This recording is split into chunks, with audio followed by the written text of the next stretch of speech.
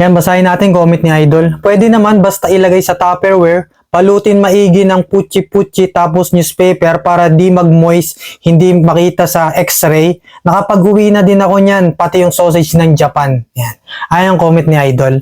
Comment niya to dun sa nag-viral ko na video na instant spaghetti ng Nissin. Ayan, pakita ko na rin sa screen. Ang dami nagtatanong kasi. Yan, ito siya guys. Lalagay ko sa screen ha. Tingnan nyo. Yan. Ang dami nagtatanong kung pwede daw iuwi.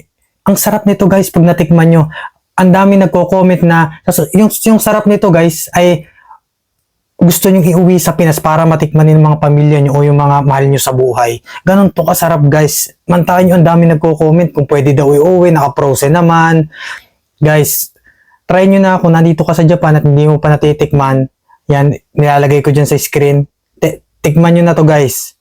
Yan. Pero very risky to guys ha. Yan, nakapag-uwi si atin, nakalusot siya pero syempre very risky rin yun. Kung gumana sa iba, pwedeng hindi sa inyo. Nasa sa inyo yung guys kung gusto nyo dalhin. Yan, yun lamang guys. Marami pa akong gustong i-share sa inyo. Kung gusto nyo malaman ng mga yun, just follow me. This is your boy Bench. Once again, you're Yamit in Japan.